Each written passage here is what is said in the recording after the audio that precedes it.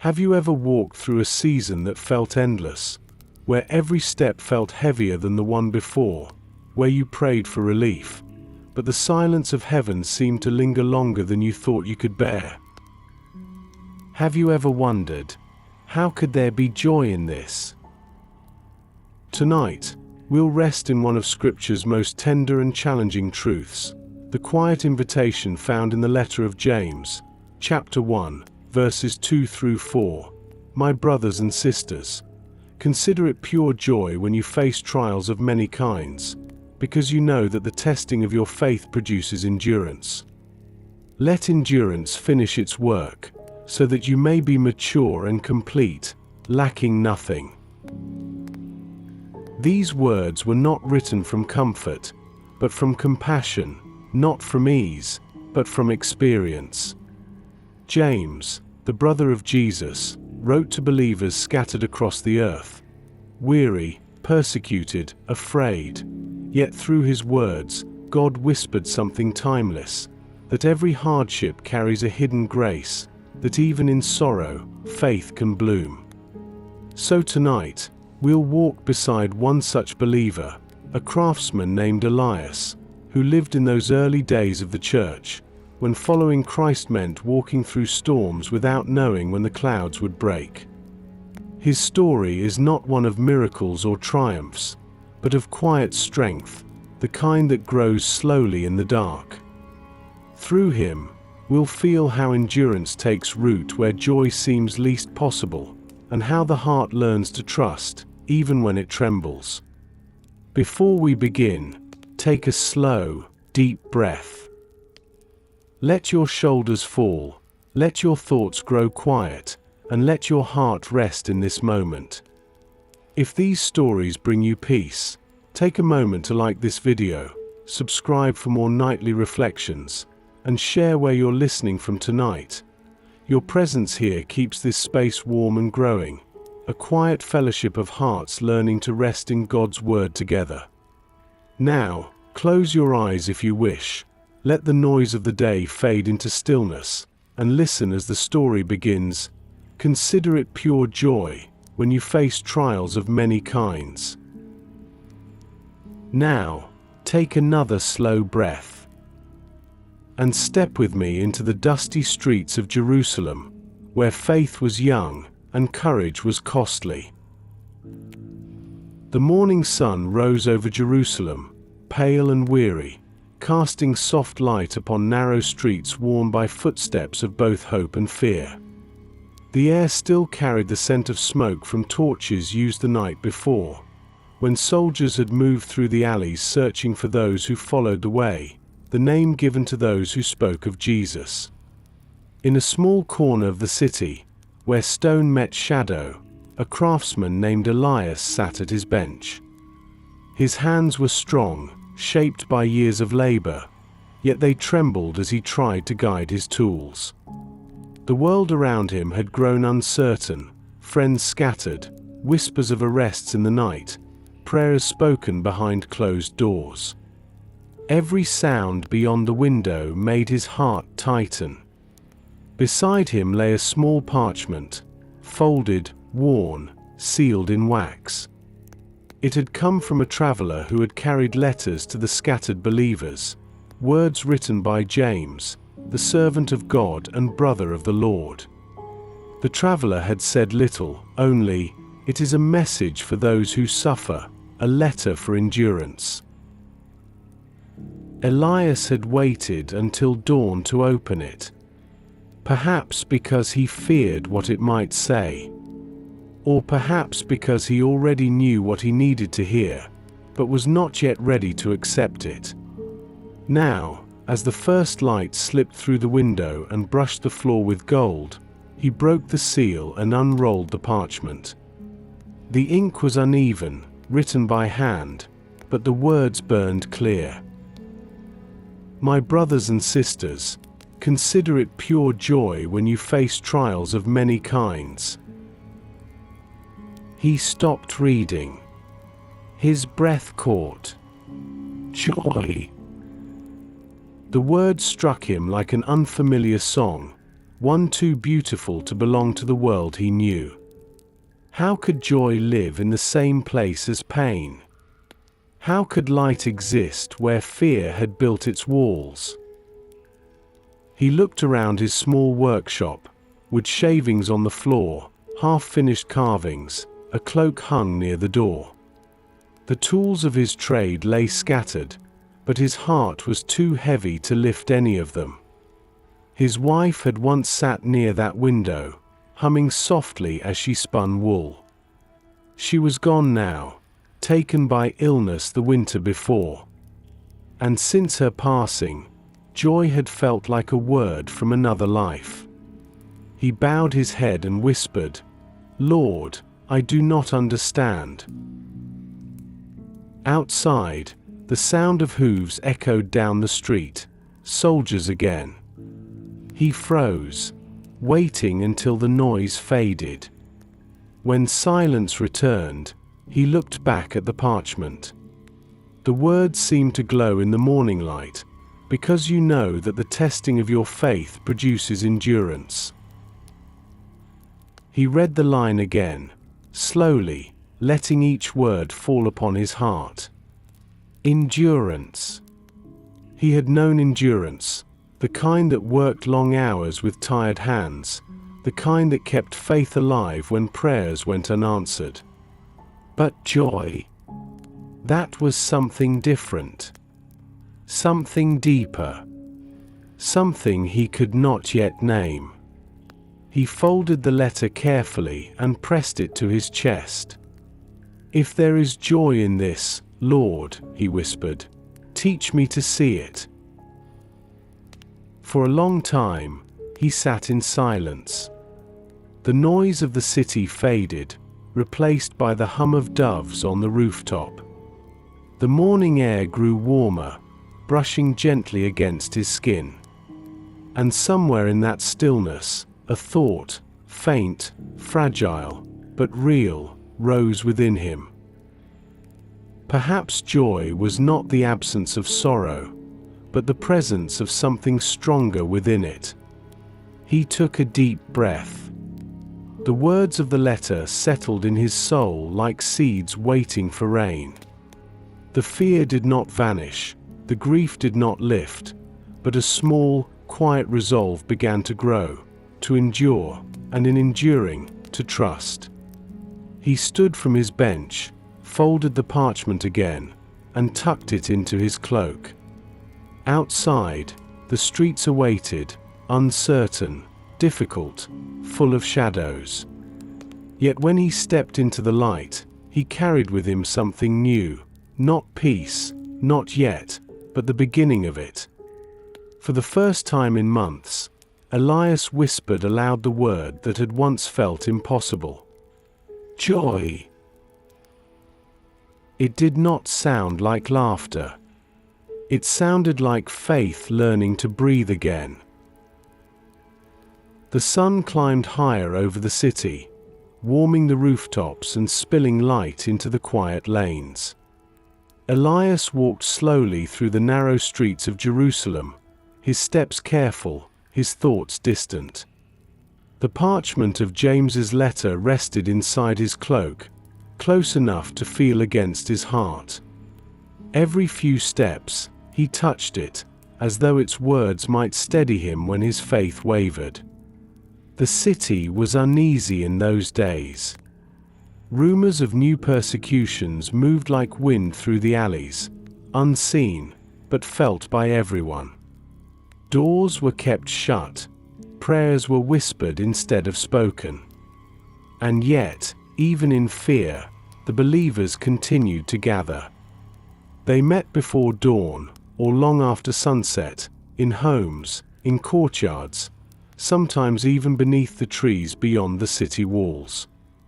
Elias made his way toward one of those hidden places, a small upper room above a friend's workshop, where oil lamps burned low and hearts burned quietly. When he entered, a few familiar faces turned toward him. There was Miriam, who had once been a midwife and now cared for the poor; Silas, a young man who had barely escaped arrest; and Judah, who had been beaten for refusing to deny the name of Christ. They greeted him softly, not with cheer but with peace, the kind of welcome that needed no words. On the table lay bread, olive oil, and a jug of water. Beside it, another copy of the same letter rested open, its edges already worn from passing through many hands. Judah looked up and said, "We read the letter this morning. James has written again." Elias nodded and took a seat. His eyes fell upon the same words he had read at dawn. Consider it pure joy when you face trials of many kinds. Miriam's voice trembled slightly as she spoke. "I've tried to do that, Elias, but joy feels so far from me. My son is gone, my home is gone. I still believe, but joy." She shook her head gently. "It feels like a word for another world." Elias looked down, his hands resting upon the table. "I thought the same," he said softly. "When I read it this morning, it sounded like a command I could never obey. But perhaps joy isn't something we feel. Perhaps it's something we choose, when everything else falls away." Silas frowned. "Choose joy? Even when the world breaks around us?" Elias met his eyes. "Yes. Not because we're blind to the pain, but because we believe pain isn't the end. James says endurance is what makes us whole. Maybe joy is the quiet faith that the breaking is not wasted." The room fell silent. A single lamp flickered, casting trembling light upon their faces. Outside, a dog barked somewhere in the distance. The wind moved gently through the shutters, carrying the scent of rain. Judah nodded slowly. "When I was beaten," he said, "I thought I had lost everything. But when I woke in the cell that night, I prayed, not for freedom, but for strength. And somehow, there was peace. Pain did not leave, but it no longer ruled me. Maybe that was joy." Elias listened carefully, his heart quieting. The fear that had clung to him since dawn began to loosen its grip.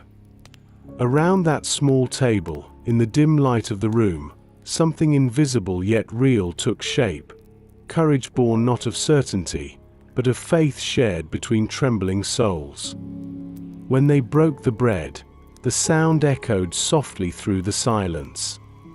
Each piece was passed with care, and when they ate, it was as though the act itself became holy, not because of what they had, but because of what they had endured together. Miriam smiled faintly through her tears. "Then this," she said, "is what it means to find joy in trials. It isn't laughter.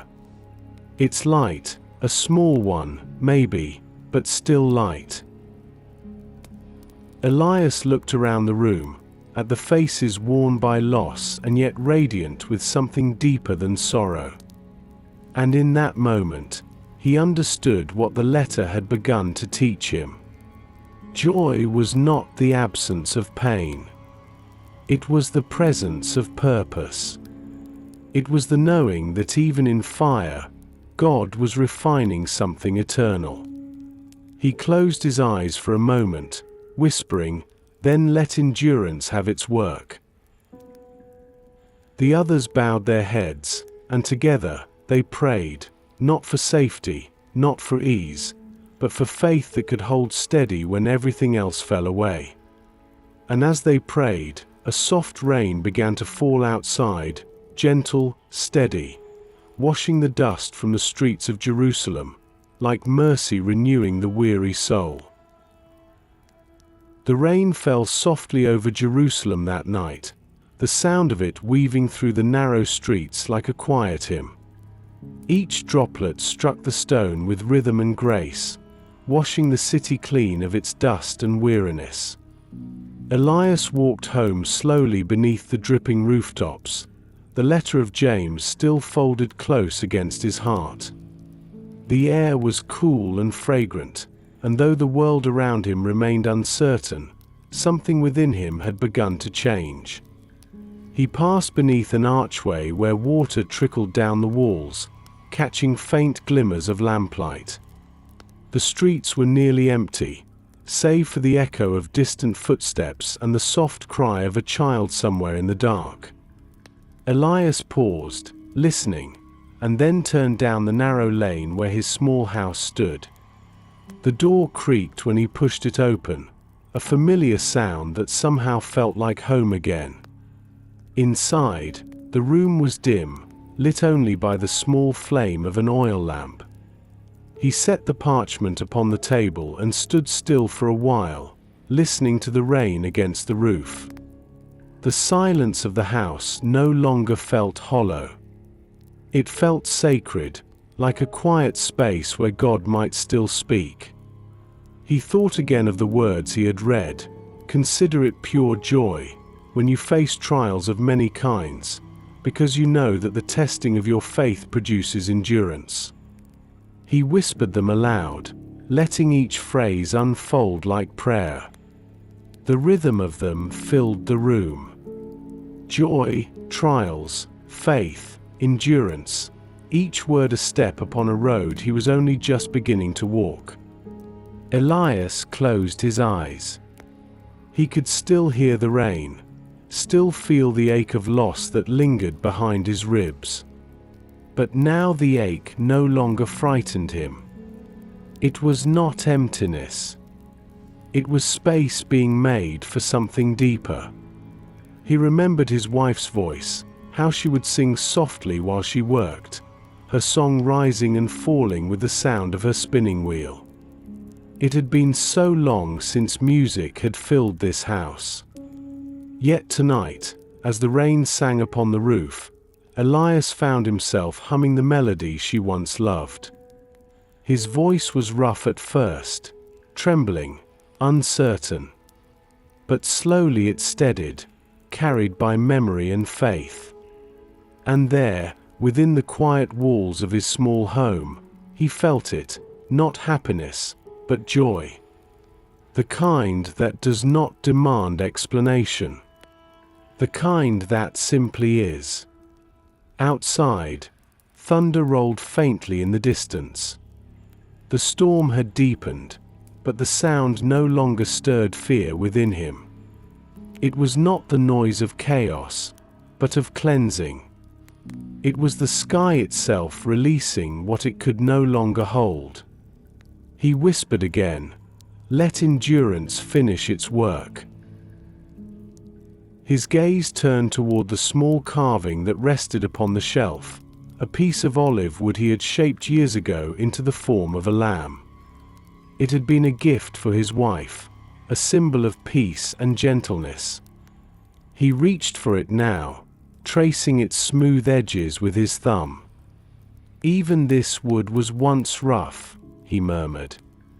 "Cut, shaped, pressed by the knife before it became what it was meant to be." He looked at the carving and felt a quiet understanding rise within him. Trials were not punishment. They were shaping. They were love disguised as labor. Elias placed the lamb back upon the shelf and returned to the table. The flame of the oil lamp flickered gently, its light dancing upon the parchment.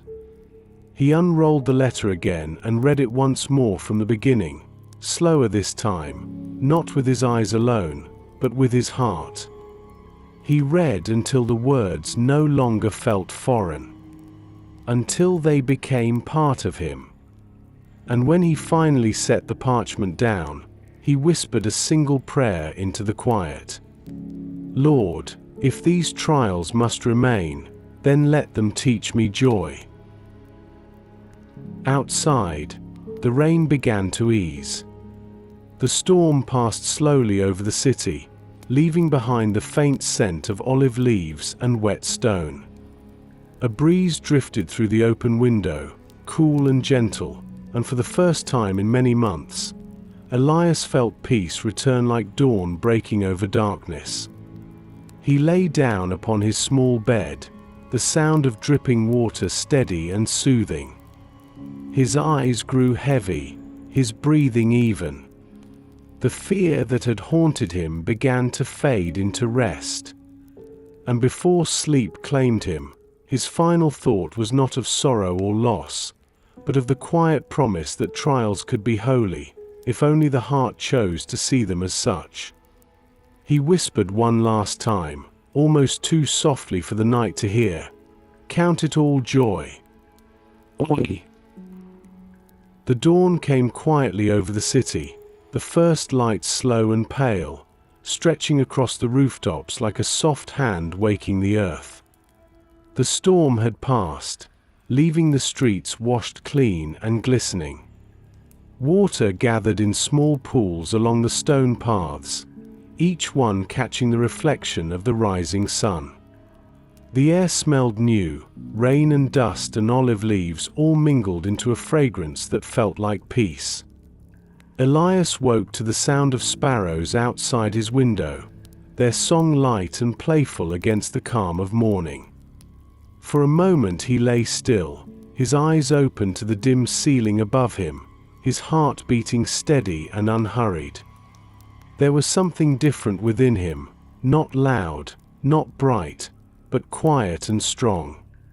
He did not yet understand it fully, but he knew that the fear which had shadowed him for so long had begun to loosen its hold.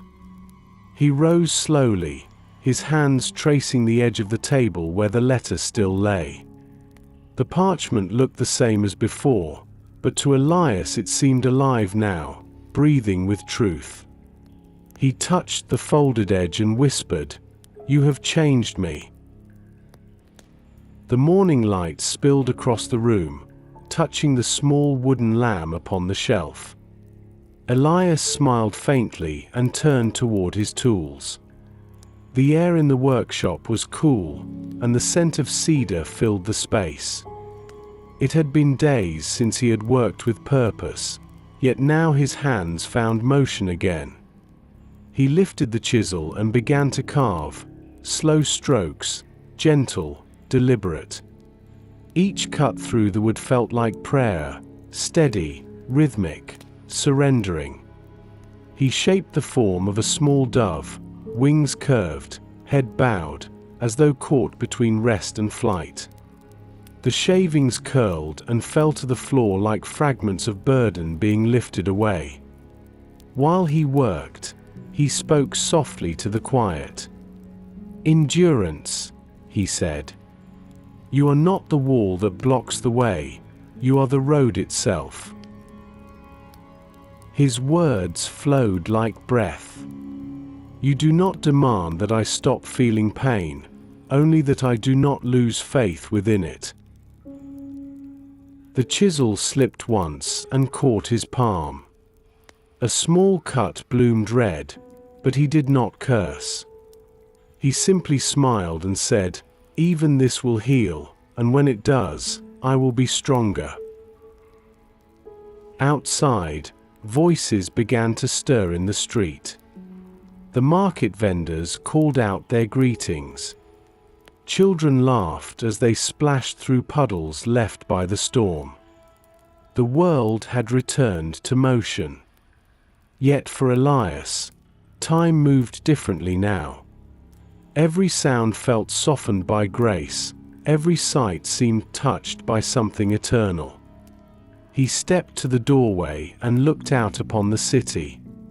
The stones still glistened with water. The clouds drifted apart to reveal a sky clear and blue as forgiveness. The people who hurried by wore the same tired expressions, carried the same worries, yet he saw them differently now. He saw them as travelers, each carrying burdens unseen, each walking their own road toward endurance.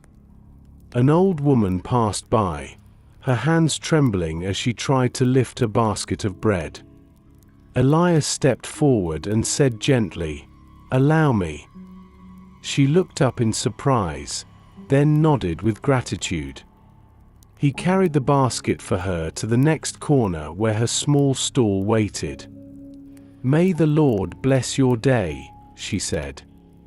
"And yours," Elias replied. The exchange was small, simple, but it warmed him deeply. It was as if every act of kindness, even the smallest, was another thread woven into the tapestry of endurance James had written about. Acts that turned trials into grace. As he walked back toward his home, the sun rose higher.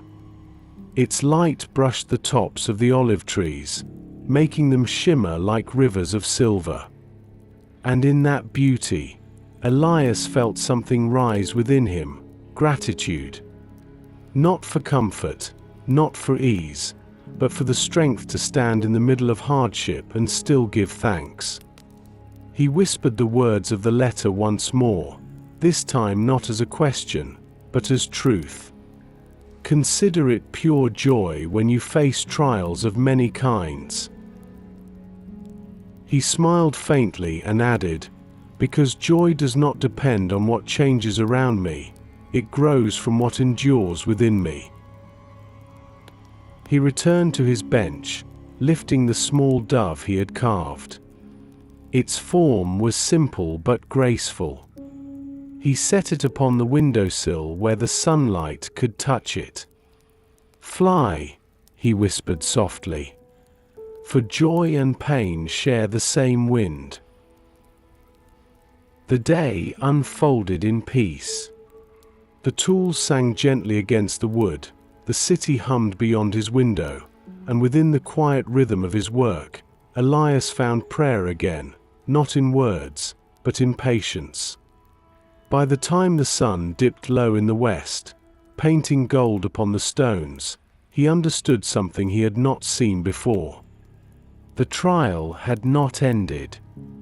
His world was still uncertain. Yet he had changed. And that change was itself the beginning of joy. He looked toward the heavens and whispered with reverence, "Let endurance finish its work, until I am complete." The breeze moved softly through the open window, carrying the scent of rain and wood and peace. It brushed his face like the breath of God. And Elias closed his eyes for a moment, breathing in that quiet grace. The evening light settled over Jerusalem like a warm blanket, soft and golden, filling the narrow streets with peace after the long day. Elias sat by his window, his tools resting on the bench beside him, the newly carved dove bathed in the fading glow. He turned it gently in his hand, tracing the curve of its wings with his thumb. The wood was smooth now, its edges patient, its form complete. He smiled faintly. He whispered, "So this is what endurance feels like." Outside, the call of distant voices drifted through the air. The sound of merchants closing their stalls, children laughing one last time before night, the soft hum of a world returning to quiet. It was not the noise of chaos. It was the rhythm of life, steady and whole. Elias leaned back and breathed in deeply. For the first time in many months, the ache in his chest no longer felt heavy. It was still there, but it had changed shape. It no longer pressed him down. It had become a reminder that what once broke him had also made him strong. He thought of his wife again, of her laughter that used to dance through this same room, and for the first time since her passing, the memory brought warmth instead of sorrow. He closed his eyes and whispered, "You are part of the endurance he built within me." When he opened them again, he noticed the parchment still lying on the table. Its edges were worn now from his touch. He lifted it once more and read slowly under his breath. Consider it pure joy when you face trials of many kinds. His voice softened. Joy, even here, even now. The words felt alive, no longer instruction, but revelation. Joy was not something waiting at the end of suffering. It was something that could walk beside him through it. It was quiet, humble, like the steady beat of the heart that goes on even through tears. The candle on the table flickered. Shadows swayed across the walls. He felt no fear. The darkness did not threaten him anymore.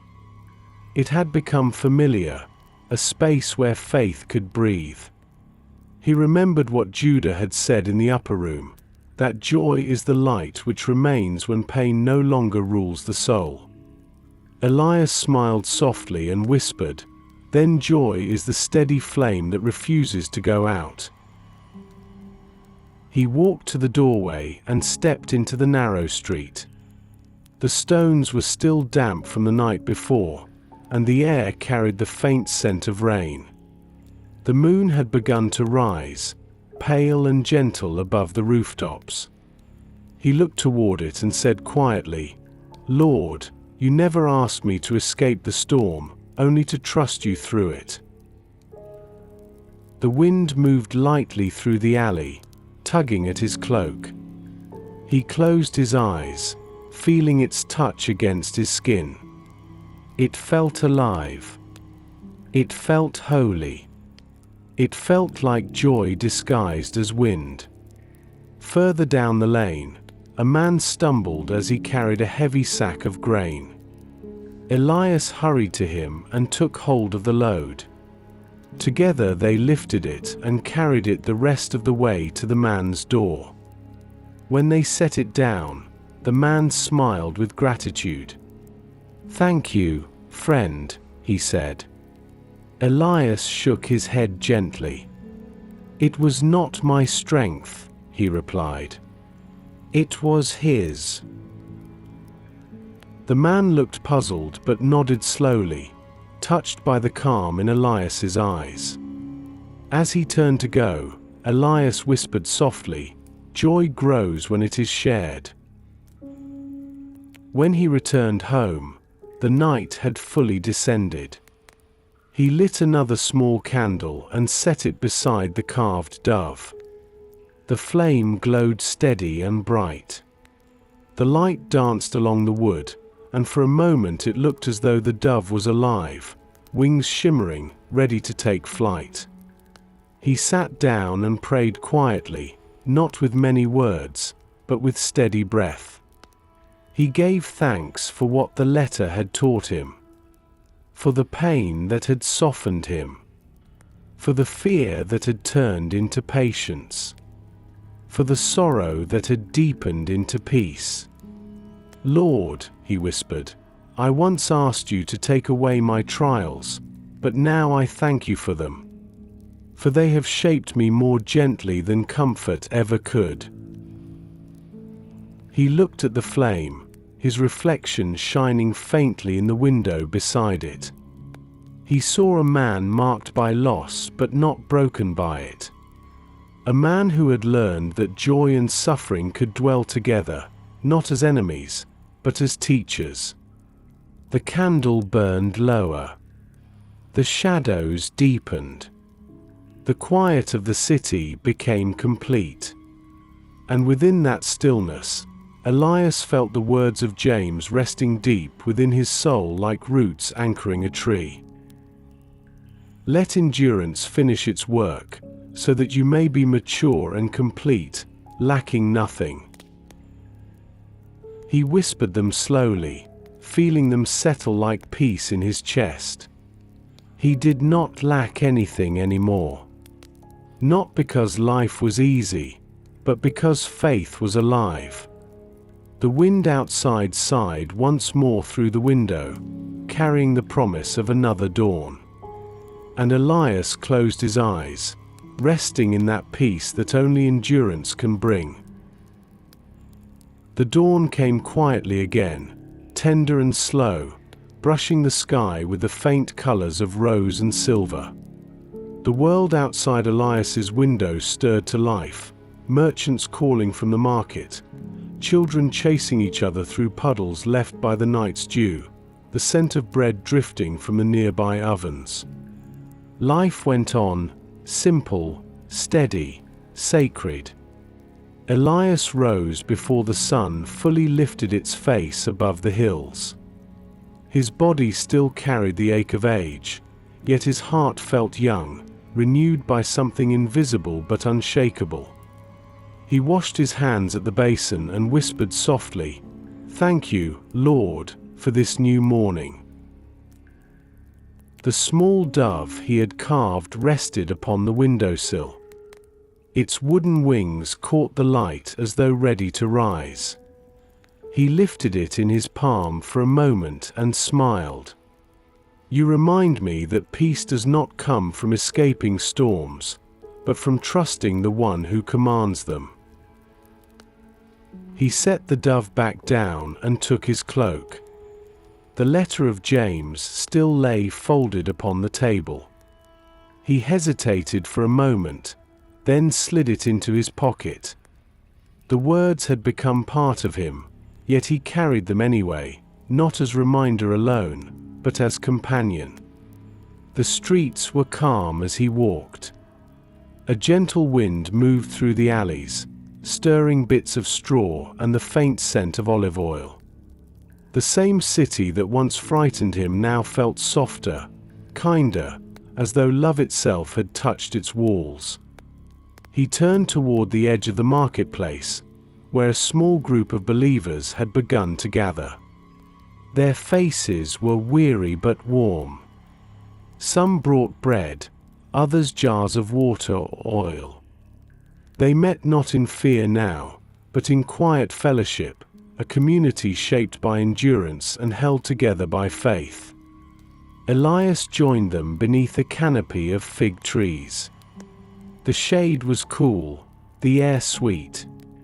Miriam was there, her eyes brighter than they had been in months. She greeted him with a smile that spoke of healing.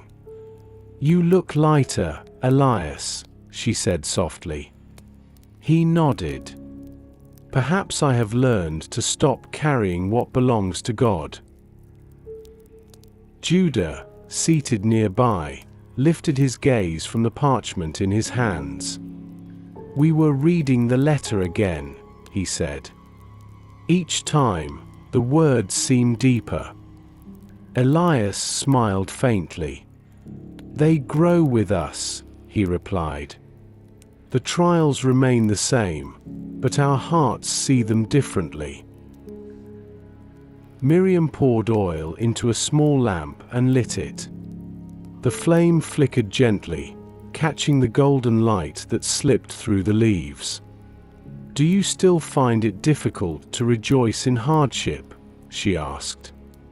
Elias considered her question for a moment. "Yes," he said honestly. "But now I understand that joy is not loud. It does not shout above pain. It whispers beneath it." They sat together in silence for a while. The lamp burned steadily, the breeze moved gently, the stillness between them felt full, not empty. Finally, Judah spoke. "When James says to count it joy, I think he means to look for God inside the trouble itself. Not beyond it. Not after it.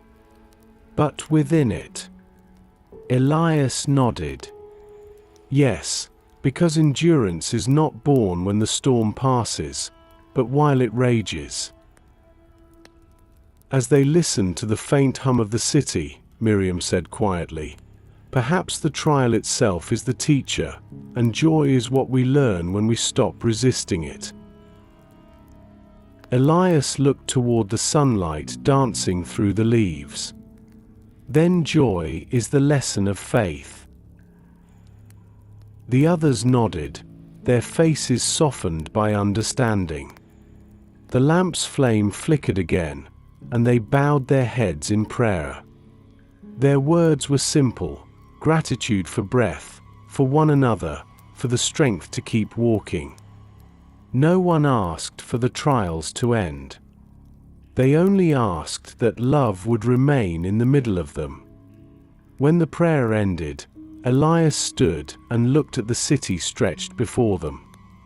The roofs shimmered beneath the sun. The olive trees swayed gently in the distance.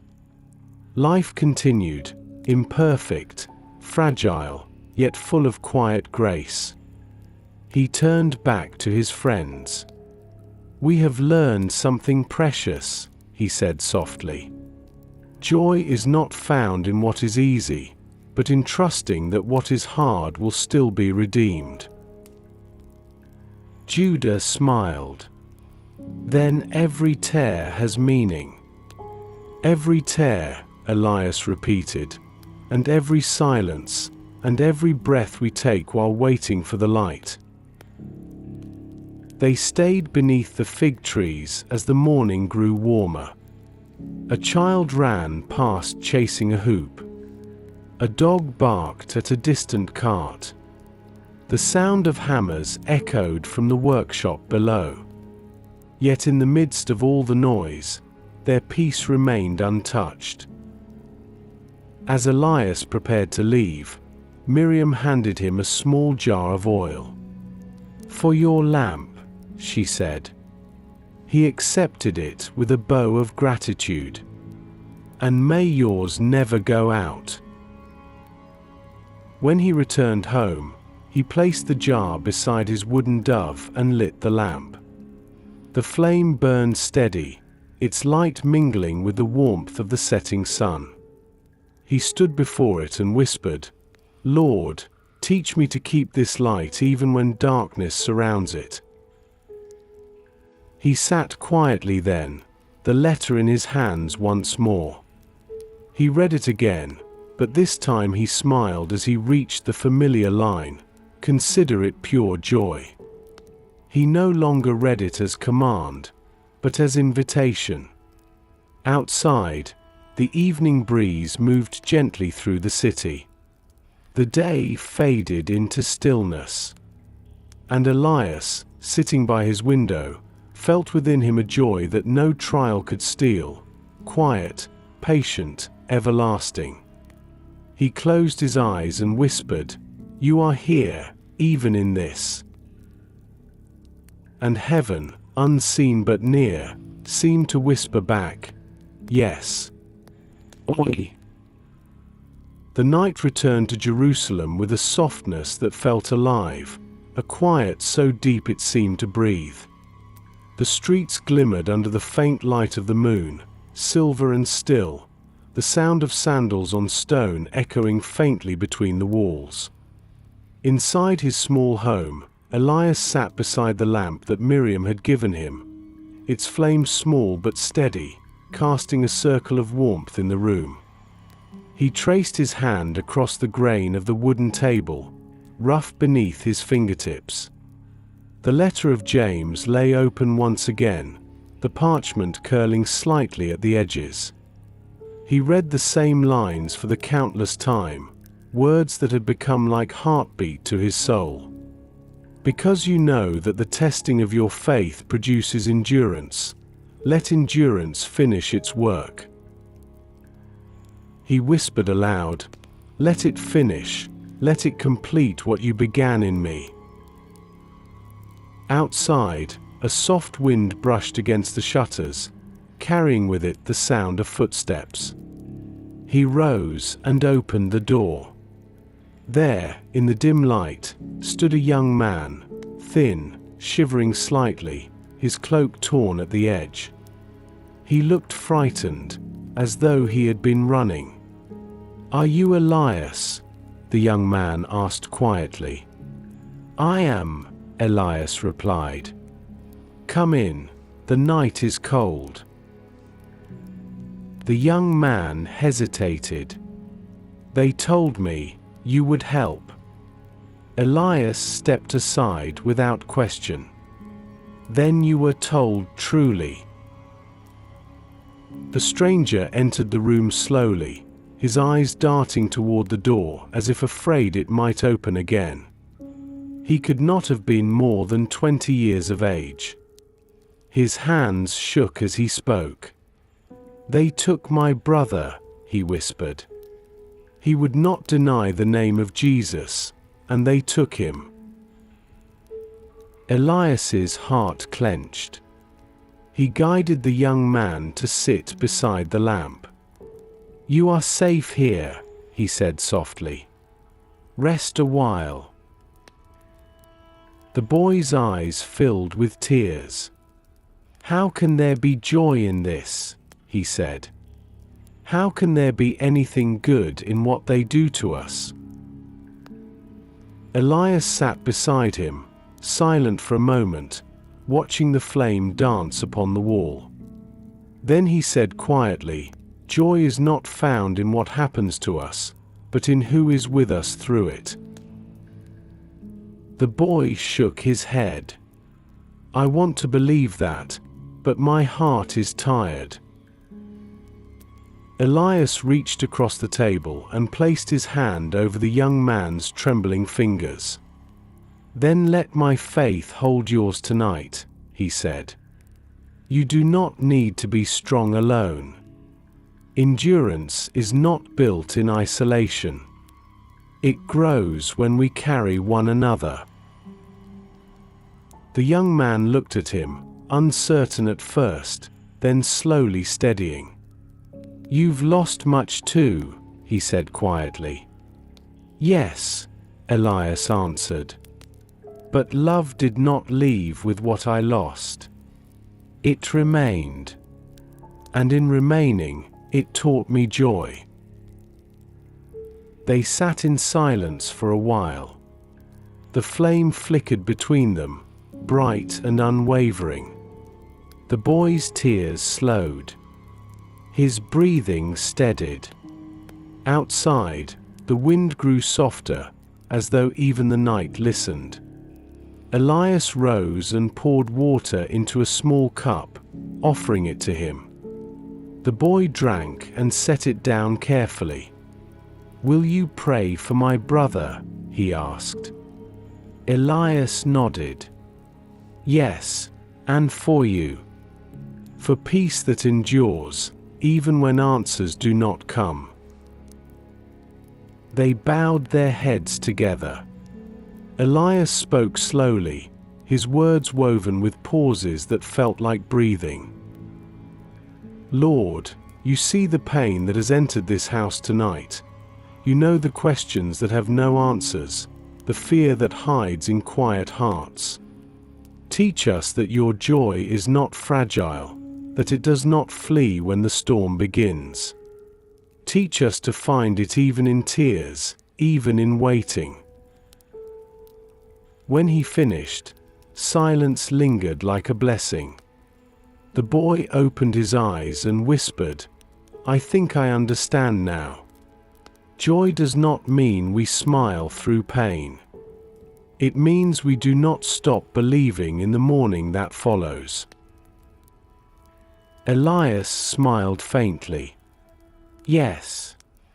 Joy is the sunrise that begins while it is still dark. The boy nodded slowly, wiping his eyes. He rose, his posture no longer heavy, his face calm. Thank you, he said.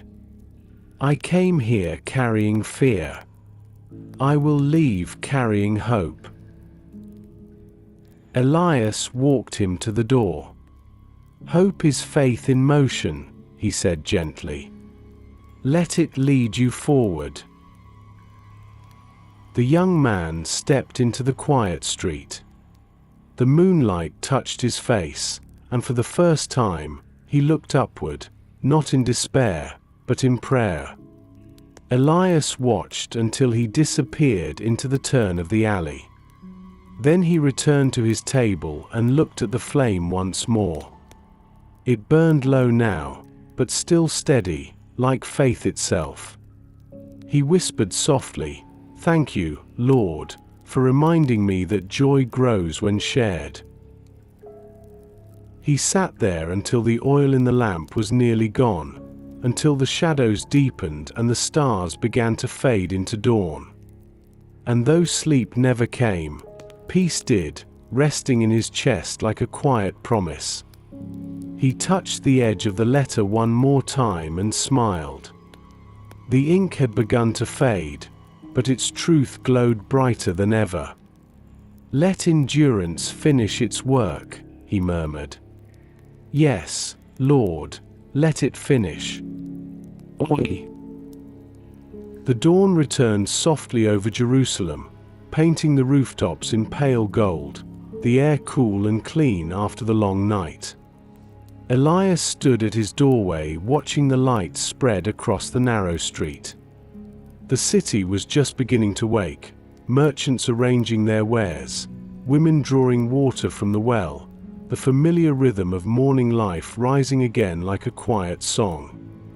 He breathed deeply, letting the stillness fill him. The lamp on his table had burned through the night, its flame now reduced to a thin curl of smoke that drifted upward like prayer. He watched it fade, smiling faintly. Even the smallest light, he thought, has done its work. He turned to the small wooden dove resting on the windowsill. The sunlight caught its curved wings, and for a moment, it looked as though it might lift into flight. He reached out and brushed its surface gently. "You are peace carved from endurance," he whispered. The letter still lay upon the table. The parchment was worn now, the ink faint where his fingers had traced the same words again and again. Yet it still held power. "Let endurance finish its work, so that you may be mature and complete, lacking nothing." Elias spoke the words aloud. "Lacking nothing." He closed his eyes and let the phrase linger. Not wealth, not safety, not certainty, but peace, peace that does not leave when the world trembles. He dressed and stepped outside. The streets glistened faintly from the dew. He walked toward the edge of the city where the hills rolled down into fields. The air smelled of wild thyme and wet earth.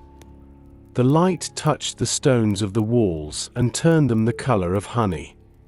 Every step felt slower now, measured, mindful. When he reached the rise overlooking the valley, he stopped and looked out at the horizon. The sun was climbing higher, its glow steady and patient. He thought of how many mornings he had greeted with fear, wondering what new loss or burden might come. But today, his heart was calm. A voice behind him broke the stillness. "Elias." He turned. It was Miriam, carrying a small basket of bread. Her steps were careful, her smile quiet but sure. "I thought you might be here," she said. "You've been hard to find lately." He smiled. "I have been learning to listen." She tilted her head. "To what?" He looked toward the sun. "To peace. It speaks softly. You can only hear it when the noise of worry fades." She nodded, placing the basket between them. "Then take some bread.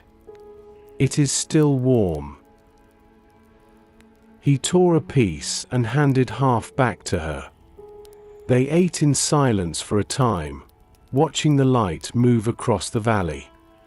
The fields shimmered in shades of green and gold. A shepherd's call drifted faintly through the wind. Miriam broke the quiet. "Do you remember when the letter first came? We were so afraid then." Elias nodded. "Yes. We thought joy was impossible." "And now?" she asked softly. He smiled. "Now I see that joy was never far. It waited beneath the fear, like spring beneath winter." She looked down at the bread in her hands. "I still have moments when the fear returns." "So do I," he said gently. "But fear cannot live long where faith keeps breathing." They shared a look, one of understanding deeper than words. The wind brushed through the tall grass around them, bending it gently, not breaking it. Elias watched it sway and said, "Do you see that? The wind tests the grass, yet it does not destroy it. The bending teaches its strength." Miriam followed his gaze. "Then perhaps our trials do the same." "Yes," Elias whispered. "They teach us how to bow without breaking." They stood together as the morning unfolded. The light grew warmer, wrapping them both in its calm. Miriam's eyes glistened faintly. "I think endurance is love wearing the face of patience," she said softly. Elias nodded. "And joy is what love feels when it finally understands." They laughed quietly, not out of amusement, but relief, the kind of laughter that follows years of tears. It sounded small against the vastness of the hills, yet heaven heard it like music. When the moment passed, Miriam gathered her basket and turned to go. "Will you come to the gathering tonight?" "Yes," Elias said. "I will bring the lamp." She smiled and walked down the hill. Elias remained, watching her figure grow smaller until she disappeared among the olive trees. He turned his eyes back to the horizon. The sun was high now. The day ahead was uncertain, as it always was. But his heart was steady. He knew that every trial he faced was not the sign of God's absence, but the place where his work began. He whispered to the wind, "Thank you for the shaping, even when I did not understand it." A bird flew overhead, a dove, its wings glinting in the sunlight. Elias followed it with his eyes until it vanished into the blue. He smiled softly. "Joy," he murmured. "Always joy." Then he turned toward the city, walking slowly back through the morning light, carrying with him the peace of one who had learned that even in trials, God was near. The evening returned to Jerusalem wrapped in a cloak of amber and rose. The city glowed in the light of a dying sun, and the scent of warm bread and burning oil drifted gently through the narrow streets. Elias walked slowly toward the gathering place, his steps quiet upon the stones, his heart steady like a calm sea after storm. The small upper room above the workshop was filled again with the quiet hum of believers. Lamps flickered against the clay walls, shadows swaying like silent prayers. The air held a stillness, not of fear anymore, but of reverence. Miriam was there, seated near the table. Judah leaned against the far wall, his eyes calm, his hands folded. Others filled the space, faces once marked by worry now softened by peace. When Elias entered, the murmur of voices dimmed slightly. He smiled and lifted a small jar of oil. "For the lamp," he said. To keep the light alive. Judah nodded. It burns brighter with each gathering. They lit the lamps one by one, their flames steady and golden, filling the room with warmth. The shadows retreated to the corners, and the faces of the weary became radiant beneath the glow. On the table lay the letter again, the same one that had traveled through so many hands, now smoothed and creased from faithful reading. Miriam unrolled it gently and began to read aloud. Her voice was soft, slow, clear. Consider it pure joy when you face trials of many kinds, because you know that the testing of your faith produces endurance. Let endurance finish its work, so that you may be mature and complete, lacking nothing. The room grew quiet after she finished. The words hung in the air like incense, fragrant and alive. No one rushed to speak. They all simply breathed. Finally, Judah said, I used to think those words were a burden. A command too heavy to carry. Miriam nodded. I did too. But now I see, they were an invitation. Elias smiled faintly. Yes. An invitation to trust that every hardship is not against us, but for us. A young woman named Leah spoke softly from the back of the room. When my husband was imprisoned, I thought my faith would break. But every day since, God has given me just enough strength to keep standing. That small strength, it is joy. It is the proof that He is near. Elias turned toward her voice. You speak truth, he said gently. Joy is not the end of the trial. It is the presence of God within it. The group fell silent again. The sound of the oil lamps burning filled the space, a low hum, steady and alive. Miriam reached for a piece of bread and broke it, passing it to the person beside her. One by one, the circle grew closer as each received their share. Elias lifted his piece and said softly, We break this bread not as those who are untouched by sorrow, but as those who have learned to find God within it.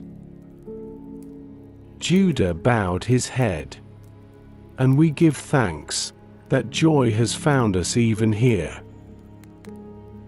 They ate slowly, each bite filling the room not with fullness of body, but of heart. There were no loud praises, no grand gestures, only peace, shared quietly among those who understood its cost.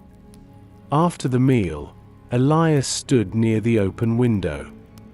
The night air moved gently through the room, stirring the flame of the nearest lamp. He looked out toward the city, the rooftops shining beneath the rising moon. He whispered, almost to himself, Endurance is the song faith sings when the night is long. Judah heard him and said softly, Then we are learning to sing. Elias turned back to the group. Our trials are not wasted, he said. They shape us like the craftsman shapes the wood. Every cut, every mark, makes the vessel ready to hold something greater. Without endurance, love would have no depth. Without trials, joy would have no meaning. Miriam's eyes glistened. And without one another, she said, we would forget both. They joined hands then, a circle of believers gathered beneath the low light of oil lamps. The glow from their joined palms seemed brighter than before. Outside, the sound of the city quieted until all that remained was the soft breath of wind and the steady beat of their prayer. Elias closed his eyes and spoke one final blessing for the night. Lord, thank you for what breaks us, for through breaking we are shaped. Thank you for what tests us, for through testing we are strengthened. And thank you for joy, the quiet fruit of faith that grows even in sorrow. When he finished, no one moved. No one spoke. The silence that followed was full of God. The lamps flickered once, and steadied. The night outside deepened, but the room remained filled with light. And in that quiet gathering of hearts, bruised but faithful, the lesson of the letter lived and breathed. Joy was not a feeling to be chased. It was a presence to be found. Elias looked at his friends and said gently, "We have not escaped our trials, yet we lack nothing." And in that moment, they all understood, endurance had finished its work. The moon drifted high above Jerusalem that night, bathing the city in silver light, washing the narrow streets with a glow so calm it almost felt alive. The wind whispered through the olive trees on the hills beyond the walls, carrying with it the faint scent of earth and rain. In the small upper room above the workshop, the lamps still burned. Their light was gentle now, soft as breath. The gathering had ended hours ago, but Elias remained. The others had gone home to their families, yet his heart was not ready to sleep. The stillness of the room held him, wrapped him, spoke to him in ways no voice could. He stood by the table where the letter lay open once more, its parchment marked by shadow and flame. The words of James had become like an echo within his soul. Let endurance finish its work, so that you may be complete. He ran his fingers across the words, slowly, reverently, and whispered, "Lord, I did not understand before. I prayed for you to take away the storm, but you gave me roots instead." The candle beside him flickered, a single spark leaping upward as though in answer. He smiled faintly. "Yes," he said softly. "Roots are better than shelter." Outside the window, the faint hum of distant life could still be heard, a stray dog barking, the footsteps of a watchman passing through the street, the sound of wind shifting tiles upon the roofs. Yet inside, all was peace. Elias took the small carved dove from the windowsill and held it in his hands. Its wooden surface was warm from the lamp's glow. He thought of how it had begun, a rough block of wood shaped by cuts and pressure. How each mark that seemed like pain had given it form. How every wound had become part of its beauty. He traced its wings and whispered, "You were carved by endurance, and now you rest in peace." He set the dove down upon the parchment, a symbol of what the words had taught him. For the first time, he saw it clearly. Joy was not the reward at the end of hardship. It was the quiet light that guided him through it. It was the grace that turned suffering into strength. It was God Himself, working not around the pain, but within it. He remembered the boy who had come to his door weeping, and how hope had found him again through prayer. He remembered Miriam's weary smile, Judah's faith in chains, the laughter that had returned after years of silence. Every memory shimmered in his heart like tiny lamps glowing in the night. Every trial, every tear, every loss, all threads woven into something whole. He whispered into the silence, "Every cut, every scar, every sorrow, they were all your tools shaping my soul." He closed his eyes, and a tear escaped, not of grief, but of gratitude. The kind of tear that falls when the heart finally understands. He felt a stillness settle over him then, not emptiness, but presence. The kind that fills the air when heaven draws near. He knew he was not alone in that room. The Spirit of God, gentle and patient, was with him. He spoke softly, "Lord, I thank you for every moment that taught me endurance, for every night that tested my trust, for every silence that taught me to listen. You have turned my sorrow into peace." A faint breeze slipped through the window, brushing his hair like the touch of unseen hands. The lamps flickered, but did not go out. The flame steadied, and Elias smiled. He sat down and rested his hands upon his knees, breathing slowly, deeply. His thoughts drifted toward the people of the city, those still hiding in fear, those still learning to endure.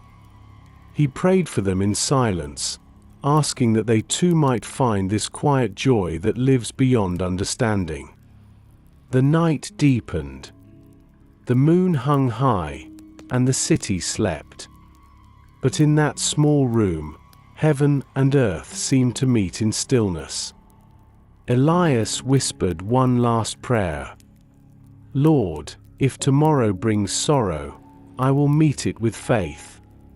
If it brings peace, I will meet it with gratitude. But in all things, let joy remain." He leaned back against the wall, his gaze fixed on the faint light of the lamp. The flame swayed gently, small yet unyielding. He understood now that his faith was the same, not loud, not flawless, but steadfast. A single thought rose within him, clear as dawn breaking over darkness. Joy was not the denial of pain. It was the declaration of trust. He whispered it aloud, the words flowing with breath like prayer. Joy is trust. And with that truth resting softly upon his heart, he closed his eyes. The night around him grew silent. The lamp burned low, steady and warm. And Elias, sitting in the quiet presence of God, felt whole, complete at last, lacking nothing. The first light of morning crept through the narrow window, slow and soft, touching the walls with gold. The lamps had burned low during the night, their oil spent, their wicks curling faintly in the still air. Elias stirred from rest, his body stiff but his spirit calm. He opened his eyes to the quiet glow of dawn and whispered, "Thank you for another beginning." The dove still rested upon the parchment on the table. The sight made him smile. Its wooden wings seemed to gleam in the new light, as though the day itself had been painted with promise. He rose slowly, poured water into a small basin, and washed his face. The coolness revived him. He looked out through the open window. The city below was stirring again, voices faint, distant, and human. The world was the same, and yet, for Elias, everything was changed. He thought back to the man he had been only weeks ago, afraid, broken, weary of waiting. That man had prayed for escape. But this man, standing in the soft light of morning, prayed only for endurance. "Do not take the trial away," he whispered. "Let it make me faithful." Outside, the hills shimmered under the light of dawn. Mist hung low over the valley. A few doves stirred in the rafters above his window, cooing softly, their voices blending with the morning breeze. He watched them and thought, even the smallest wings can rise when lifted by trust. He dressed and stepped into the street. The air was cool against his skin, the stones damp beneath his sandals. Children laughed somewhere nearby. Merchants rolled open the shutters of their shops. The city was alive, the same as it always had been, yet somehow he could see beauty in every sound, every motion. It was as though his eyes had been washed clean by faith. He passed a woman drawing water from a well. Her shoulders slumped, and her face was pale with exhaustion. Without thinking, Elias stopped and took the rope from her hands. He drew the bucket up for her and said gently, "Let me share the weight." She smiled faintly. "You must be tired yourself." Elias shook his head. "Joy makes the hands stronger." The woman laughed quietly, a sound that caught him by surprise. It was soft and real, like a chord struck on a harp. "Then may your joy never fade," she said. "And may yours endure," he replied. He walked on, his steps slow, his mind quiet. He realized something as he moved through the waking city, that joy had never been absent from his life. It had only been hidden beneath fear. It had been waiting patiently, like sunlight behind a cloud, needing only faith to reveal it. When he reached his workshop, he opened the shutters wide. The room flooded with light. Dust drifted lazily in the air, turning gold where it caught the sun. He looked at his bench, the chisels, the wood, the small pile of shavings from the carving he had made. Each piece told a story of pressure, of shaping, of surrender. He touched the edge of the bench and smiled. "Every trial," he said softly, "is a tool in your hand." He lifted a new piece of wood from the pile, rough, uneven, unformed. As he set the chisel against it, he prayed quietly, "Shape me again, Lord, until I look like love." The sound of the tool striking the wood filled the room, rhythmic, steady, like a heartbeat. It was the sound of creation, of endurance made visible. The scent of cedar rose into the air. Outside, the city hummed with life. And in that small workshop, heaven seemed to draw near. Hours passed. The sun rose higher. Elias worked slowly, carving not with haste, but with purpose. Each line, each curve, was an act of worship. When he paused, he wiped the wood dust from his hands and looked at the half-finished shape. It was not yet clear what it would become, perhaps a vessel, perhaps a figure. But it did not matter. He knew that beauty was born in time, through patience, through pressure. Just as joy had been. He stepped back, wiped the sweat from his brow, and whispered, "You are not finished with me yet, and I am glad." He walked to the window and looked out over the rooftops. The air shimmered with heat now, yet he felt no burden. The city looked different in the midday light, alive, honest, imperfect. He could see its pain, but also its grace. And within that contrast, he saw God. He rested his hands upon the sill and prayed again, softly, without words this time. Just breath and gratitude. The spirit within him seemed to whisper back, not in sound, but in knowing, "You are learning to see through my eyes." He smiled. "Then teach me to keep seeing," he said. The wind lifted faintly through the window, brushing the parchment on his table. The letter moved slightly, as if reminding him that its work was still being done. He returned to it, laid his hand upon it, and whispered one final thought before closing his eyes. Joy is not what I waited for, it is what waited for me. And the peace that filled the room was like sunlight poured into water, shimmering, still, eternal. The afternoon sun moved slowly across the sky, stretching long golden beams through the windows of Elias's workshop. Dust floated lazily in the warm light, glowing like tiny pieces of heaven suspended in air. The city outside had grown quieter, the clamor of the morning market fading into the soft rhythm of midday rest. But within that stillness, Elias kept working, each stroke of his chisel steady and patient, the sound blending with the hum of the world like prayer. He carved with no rush, no need to finish quickly. His hands moved as though guided by peace itself. The wood beneath his fingers began to take form, not a dove this time, but a small bowl, simple, smooth, shaped to hold something unseen. Every motion felt sacred, every cut a word of worship.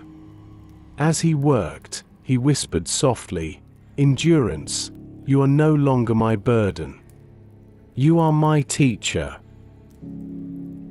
He paused, brushed the shavings from the table, and stepped back to look at his work.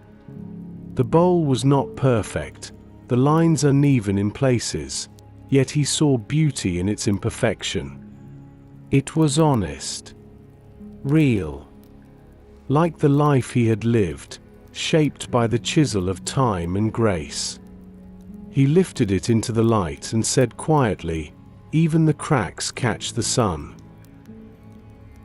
Outside, a knock sounded at his door, gentle but firm. Elias set the bowl down and opened it. There stood Judah, his face calm yet marked with the faint lines of sorrow. "Brother," he said softly, "they have taken Miriam." The words fell heavy into the air. For a moment, Elias could not speak. "Taken," he finally whispered. Judah nodded. "For preaching at the well. They said she would not be silent about the name." Elias closed his eyes and exhaled slowly.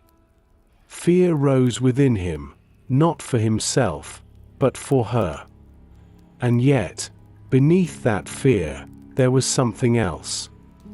Not despair, not panic, but a quiet steadiness that had not been there before. He looked toward the dove on the windowsill, its wooden wings bathed in light. Then he said softly, "She spoke truth, and truth cannot be taken." Judah stepped closer. "They have imprisoned her beyond the eastern gate. We do not know if they will release her." Elias placed a hand on Judah's shoulder. "Then we will pray not for release, but for strength." Judah frowned slightly.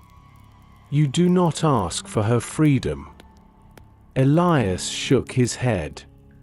"Freedom is not the absence of chains, it is the presence of peace within them." The two men stood in silence for a while. The wind moved through the open door, lifting the edges of the parchment on the table. Its words whispered softly between them, "Consider it pure joy when you face trials of many kinds." Judah bowed his head. "Then we will meet tonight at the fig trees and pray." Elias nodded. "I will bring the lamp."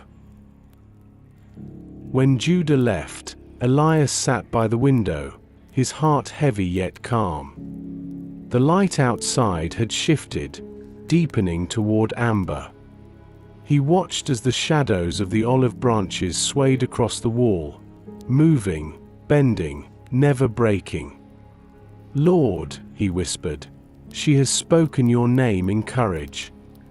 Let her find you now in peace." He took the unfinished bowl into his hands once more. Its inside was hollow, waiting to be filled.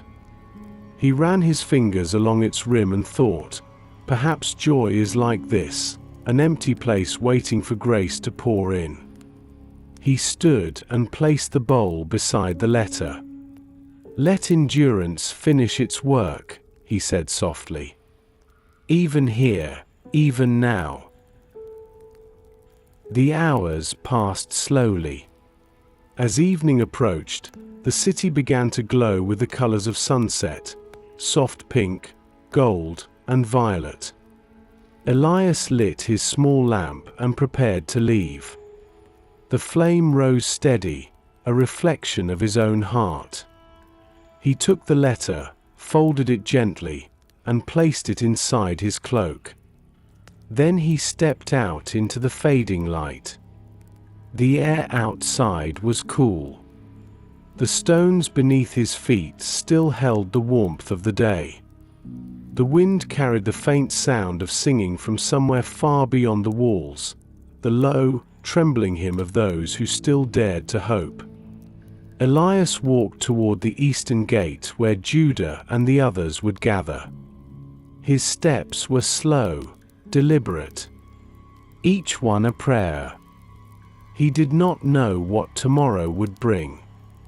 But he knew this, that joy could live even in uncertainty. That faith could walk even through fear. That love could endure even through loss. When he reached the edge of the city, the sun had almost vanished. The sky glowed red, the color of both ending and beginning. He looked up, whispered, "She is in your hands," and felt the quiet answer in his soul. It was not loud. It was not dramatic. It was peace, that still, deep kind that cannot be shaken. And as he continued walking into the gathering dusk, Elias understood once more that joy does not flee from pain, it walks beside it. It holds its hand. It looks beyond what can be seen and believes what cannot be taken. The breeze moved around him gently, lifting the edges of his cloak. The olive trees ahead swayed like they were bowing in prayer. And somewhere beyond them, the stars began to appear, first one, then another, lights rising in the dark. He smiled faintly, whispering, "Yes, even now, count it all joy." Oi! The path to the fig trees wound through the quiet edge of the city, stones glimmering faintly beneath the fading light, the scent of olive leaves and dust carried softly on the wind. Elias walked with his lamp in hand, its flame steady despite the breeze, each step echoing gently in the hush of twilight. Ahead, beyond the last of the homes, he saw a cluster of figures beneath the darkening branches, Judah and a few others, gathered in prayer. They looked up when he arrived. Their faces were solemn but calm, illuminated by the trembling glow of their small lamps. Judah stepped forward and took Elias by the arm. "They say Miriam sang as they led her away," he said quietly. "Not in defiance, but in peace." Elias's eyes softened. "Then she has already overcome." They moved closer together beneath the wide fig tree. The branches above them stretched like open hands, leaves rustling softly in the evening wind. The city walls rose in the distance, bathed in moonlight. Beyond them lay the prison, a shadowed shape under the stars. Elias placed his lamp upon the ground. Its circle of light spread across the earth, touching their feet, touching the roots of the old tree. He knelt, and the others followed. Their voices lifted not in cries of despair, but in a whisper of faith. Judah prayed first. Lord, you see our sister. You know her courage. Be near to her in the darkness, that she may not feel alone. Another voice joined, trembling but sure. Strengthen her, Father. Let the guards see her peace and wonder what power makes it so. When it came to Elias's turn, he spoke slowly, his eyes fixed upon the flame before him. Lord, you taught us through your servant James to count it joy when trials come. Tonight we see that joy alive in her. Not joy in comfort, but in trust. Let endurance finish its work in her heart and in ours. The wind moved gently through the branches, stirring the light of the lamps. For a moment, it seemed as though the entire grove breathed, the leaves shimmering, the flames bending and rising again. None of them spoke. They simply remained there, kneeling, surrounded by the stillness of faith. Elias felt a warmth settle over him, not from the lamp, but from within. He saw Miriam in his mind, sitting in the darkness of her cell, her hands folded, her lips moving in prayer. He could almost hear her voice, soft, steady, carrying the same peace that had filled their gatherings. He smiled faintly through tears. "She is not alone," he whispered. "You are with her." Judah looked up. "How can you be so sure?" Elias turned to him. "Because joy is proof of his nearness. And she still sings." The others nodded quietly. None of them doubted it. They could feel it too, that unseen presence weaving through the night, binding them together even across walls and distance. As the hours passed, the moon climbed higher. One by one, the others began to rise, their prayers falling into silence. But Elias stayed kneeling a while longer. The earth beneath him was cool, the air gentle. He thought of how many times he had feared this very kind of night, the uncertainty, the pain, the loss. But now he felt no fear. The darkness was not his enemy anymore. It was the canvas upon which God painted his quietest miracles. He whispered, "Your joy is not fragile. It does not fade in prisons or storms. It lives because you live." A tear slipped down his cheek. He did not wipe it away. It glistened in the lamplight, then fell into the soil below, a small offering, a seed of peace. Finally, he stood, lifted the lamp, and looked toward the distant gate. Somewhere beyond those walls, Miriam sat in chains. Yet he knew, with a certainty that filled his whole being, that she was freer than those who held her. He turned to Judah and said, "Tomorrow I will go to the gate. I will bring her bread and the letter. They cannot silence the word that sustains us." Judah nodded. "I will go with you." They began to walk back toward the city together. The lamps cast long shadows before them, their light flickering against the stones. Above, the stars shone brighter now, thousands of them, scattered across the heavens like promises. Elias looked up and whispered, "Every star is a reminder that light was made to be seen through darkness." Judah glanced toward him. "You have changed, my friend." Elias smiled softly. "No, I have only remembered who I was always meant to be." The wind stirred again, cool and clean. It carried with it a faint sound from far beyond the walls. For a moment, Elias thought he heard it, a voice singing in the night, gentle and unwavering. He stopped, closed his eyes, and listened. The melody was faint, almost hidden within the breath of the wind, but it was there. He whispered, "She sings still." And the sound of it, fragile, distant, and holy, filled his heart with a peace that could not be broken. He walked on through the night with the lamp held close, its light mingling with the starlight above. And though the world around him was heavy with trial, his soul was light with joy, the kind that surpasses understanding. The next morning broke softly over the hills, pale light stretching across the valley like an open hand. The city still slept, cloaked in silence and mist. Elias woke before dawn, his lamp still faintly glowing beside the window. He rose quietly, wrapped his cloak around his shoulders, and placed the small bowl he had carved into a cloth satchel.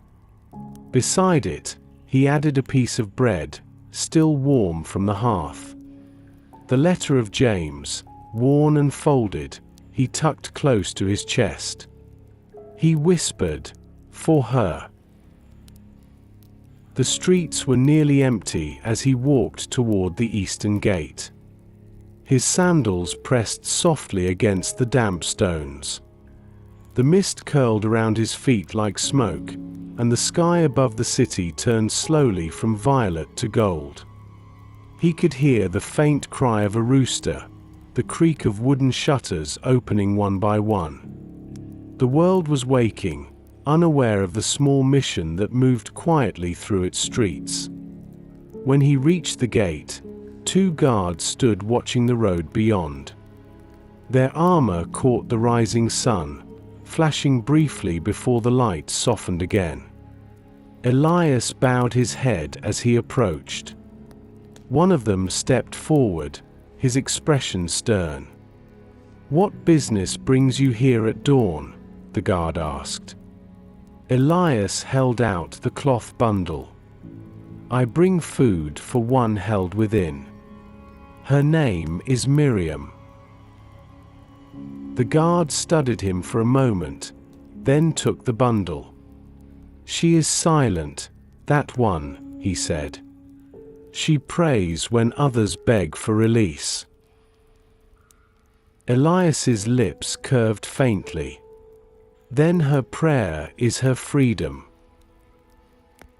The guard frowned slightly, but curiosity softened his tone. "You speak as if chains are a blessing." Elias met his gaze. "They are, when they remind us who breaks them."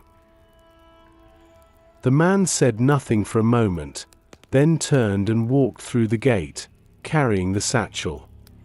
Elias waited just beyond the archway, his hands clasped. The air was cool, the stones damp beneath his sandals. He prayed silently, not for deliverance, but for courage. Minutes passed. The sun rose higher, spilling its warmth upon the wall. When the guard returned, he carried the empty cloth. "She took the bread," he said, and smiled. "She asked me to give you this." He held out a small piece of parchment, folded neatly.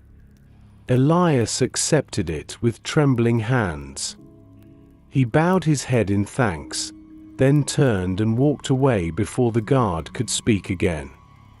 Once he reached a quiet place beyond the gate, beneath a small grove of olive trees, he opened the note. The handwriting was uneven, faint, but every word clear. "Do not weep for me, Elias. The Lord is here.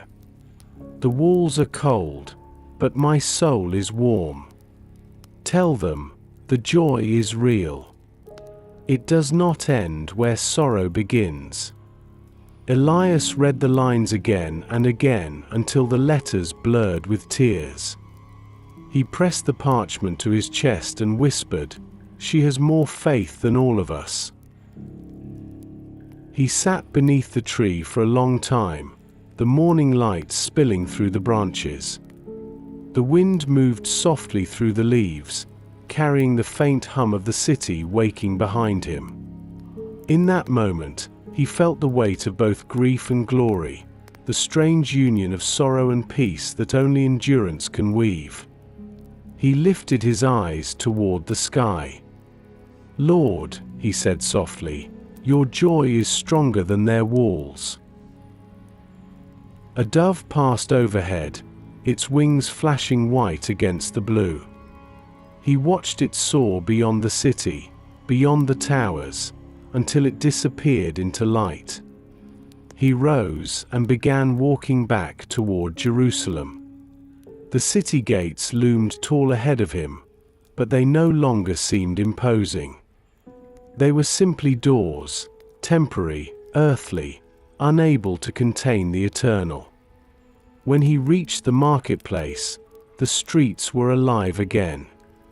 Merchants shouted greetings, children darted between stalls, the sound of daily life rising like music. And yet, through all the noise, Elias felt something different, a quiet pulse beneath it all, a rhythm that belonged to heaven. The same rhythm he had heard in Miriam's courage, in the letter's words, in his own breath. He returned to his workshop, set the parchment gently beside the wooden bowl, and whispered, "Then her joy is our lamp." He sat for a while, watching the sunlight creep across the table. The wood glowed beneath it, smooth and warm. He could almost see her smile there, not a smile of ease, but of understanding. A smile that knew the truth the world could not grasp, that faith, when tested, is not weakened but refined. That love, when pressed, becomes unbreakable. That joy, when hidden in sorrow, shines brighter than ever. He whispered, "The Lord gives, the Lord refines, the Lord remains." He placed the dove inside the bowl, the symbol of peace resting within the vessel shaped by endurance. Then he set both beside the parchment that had carried her words. He sat in silence for a long while. The city hummed beyond his door, life moving forward. He felt no despair, only gratitude. Gratitude that he had lived to see faith so real that even prison could not dim it. He whispered once more, "Let endurance finish its work." The wind stirred through the window, lifting the edge of Miriam's note. It fluttered once, then stilled. And in that quiet moment, Elias knew, her joy had already reached heaven. He closed his eyes and breathed deeply. Peace filled him again, deep, solid, eternal. The kind of peace that only blooms through pain. He murmured into the silence, "Yes, Lord, the joy is real." Oi. The day faded slowly into evening, the golden light softening to amber, then melting into the tender grey of dusk. The sounds of the city quieted, footsteps slowing, voices fading into the rhythm of twilight. Elias sat by his open window, the faint wind moving through the room like a breath of peace. The parchment from Miriam rested before him on the table, beside the small bowl and the wooden dove. Together they looked like a sermon carved from silence. He read her words again, slowly, letting them fall into his heart like drops of oil soothing a wound. The joy is real. It does not end where sorrow begins. He whispered, "No, it does not." The lamp beside him flickered. He rose, poured a few drops of fresh oil, and watched the flame steady again. Its glow danced across the walls, soft, warm, alive. He thought of Miriam's courage in the cell beyond the city walls, of her quiet song that had carried through chains and stone. He thought of how even the guard had noticed, how peace could preach louder than words. He whispered, "Her endurance has finished its work." He sat again, the gentle light resting on his face. The air smelled faintly of cedar and smoke. Outside, a dove cooed softly on the rooftop. Elias smiled. "Even now," he said softly, "she sings through them." He closed his eyes and remembered the first time he had read the letter of James. He could still feel the heaviness that had filled him that day, the confusion, the doubt, the weariness. He had asked then how joy could live within trial. Now he no longer asked. He knew. Joy was not the fruit of ease, but the flower that blooms in the soil of endurance. It was the quiet miracle of faith that refuses to fade even in the dark. He rose and walked to the window. The sky above the rooftops had turned deep blue. The first stars shimmered faintly between drifting clouds. He watched them and whispered, "Every night begins with darkness, but it never wins." A small smile curved his lips. The same is true of the heart. From the street below, he heard the faint sound of laughter, a child's voice, light and untroubled. It rose through the evening air and seemed to brush the edges of his soul. He thought of how many nights he had sat here in silence, wishing the pain would end. Yet now, he was grateful for it. It had taught him to hear joy even in distant laughter, to see beauty even in fading light, to feel God even in absence. He turned back to the table and took the bowl into his hands. It was smooth now, complete. He ran his thumb along its rim and said quietly, "You were shaped by pressure, yet you hold peace." Then he placed the wooden dove inside once more. And peace was born from endurance. He breathed deeply and felt the stillness expand within him, a peace that had weight and warmth. The kind that did not depend on circumstances, but on presence. The kind that Miriam had found. The kind that James had spoken of. The kind that now lived in him. He whispered, "Lord, I do not ask to be spared from trials, only to remain faithful within them." The lamp flame bowed with the wind and then rose again, steady as a heartbeat. Its glow painted his hands gold. He watched it for a long while, his thoughts quiet, his soul still. He thought of the letter, how it had passed from one believer to another, crossing oceans of sorrow and rivers of doubt. How it had found him, and how it would outlive him. The truth within it was timeless, like breath itself, invisible, yet essential. He whispered, "Your word is endurance written in light." He felt the tears come again, gentle this time, not from grief, but from gratitude. "Thank you," he murmured, "for the fire that refines, for the night that teaches us to wait for dawn." The wind carried the faint sound of singing from somewhere far away, voices rising and falling, woven with the night air. He could not tell if it was the believers gathered again or simply the city breathing. But it was beautiful. It was peace in sound. He lifted his gaze once more toward the stars and spoke softly into the dark. The testing of faith produces endurance, and endurance becomes joy. The night deepened around him. The lamp's flame danced, then steadied again. And in that steady glow, Elias saw the reflection of everything he had learned, not in words, but in stillness. He rested his hand over his heart and whispered, "The joy is real."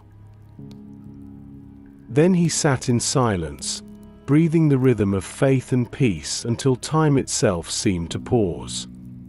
Every heartbeat was a prayer. Every breath was worship.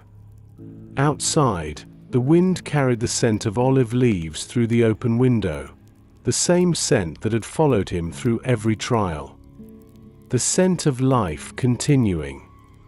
He smiled once more and said quietly, "Let the night come. It will find me joyful." And with that, Elias closed his eyes, not to escape the world, but to rest within it, trusting that joy would keep burning even when his own light dimmed. The night passed gently, and morning returned like a whisper of grace. A faint glow touched the edge of the horizon, slow and pale at first, then deepening into the quiet gold of dawn. The first light slipped into Elias's small home, gliding across the floor, touching the table where the letter, the bowl, and the dove rested together. Three symbols of one truth: endurance, peace, and joy. Elias woke to that light and smiled before opening his eyes. His heart was already awake. He rose slowly, his body still marked by age, yet his spirit moved with the ease of one who has laid down all heavy things. He whispered softly, "Thank you for keeping me through the night."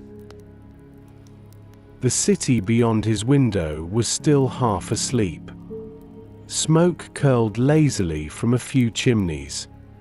Somewhere, a bell rang from the temple courts, low, slow, steady. The air was cool, and the wind carried the scent of wet stone and fig leaves. He breathed deeply, letting the morning fill him. He turned to the table and touched the wooden dove. The small carving was smooth beneath his fingers, its wings spread as if ready to take flight. Beside it lay the bowl, empty, yet beautiful in its emptiness. He thought of Miriam's words again, "The joy is real. It does not end where sorrow begins." He smiled faintly. "And now I see, it also does not end where life ends." He took the letter of James into his hands.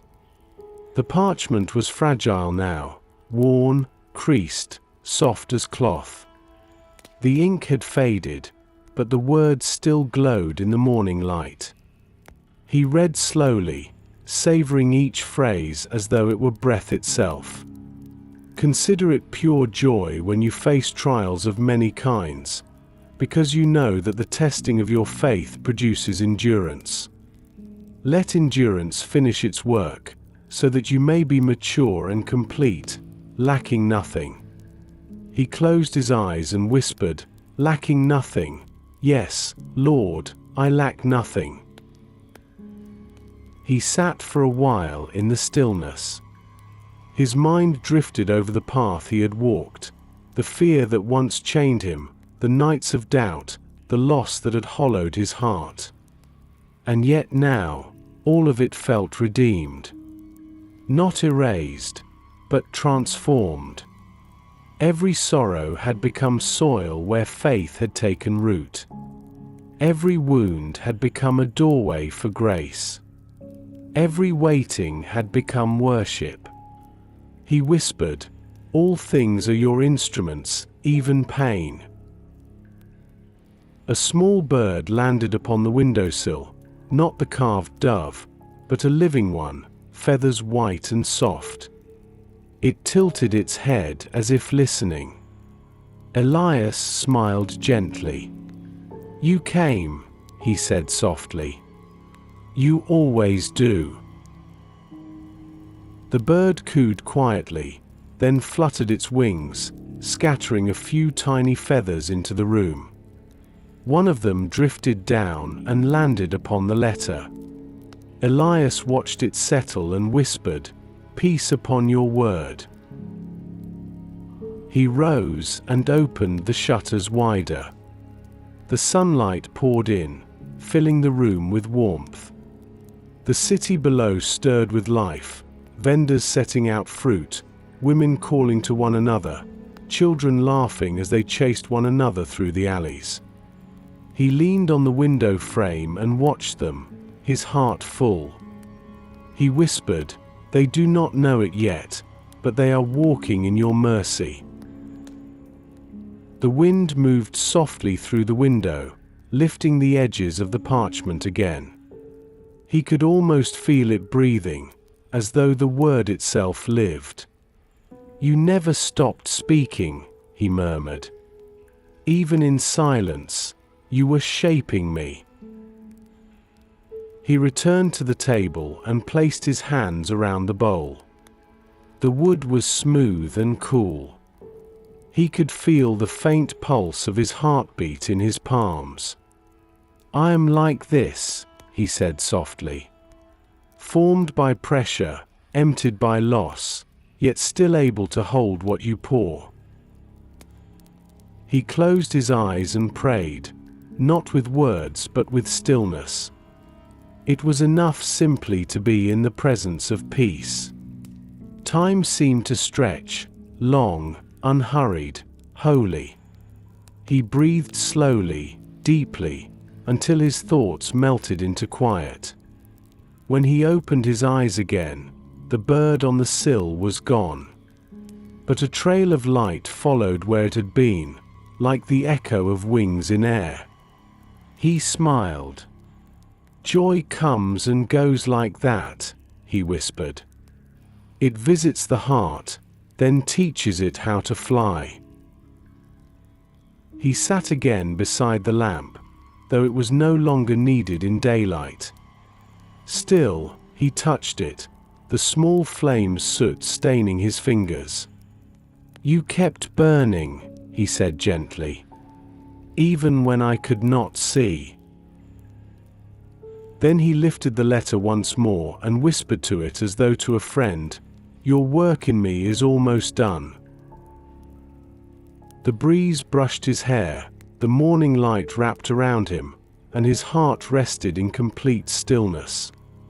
For the first time, he felt no distance between joy and sorrow, no border between heaven and earth. All was one, all was peace. He looked toward the horizon, where the sun had fully risen, a disk of gold lifting into the clear sky. "You make all things new," he said softly. "Even hearts like mine." And for the first time in many years, Elias laughed, not loudly, but gently. The sound was warm, alive, and pure. It was the laughter of a man who had found eternity inside the ordinary. He whispered again, "The joy is real." Then he closed his eyes and sat in the sunlight, the letter upon his lap, the wooden dove beside him, the wind singing softly through the olive trees beyond his window. He had nothing more to ask, nothing more to seek.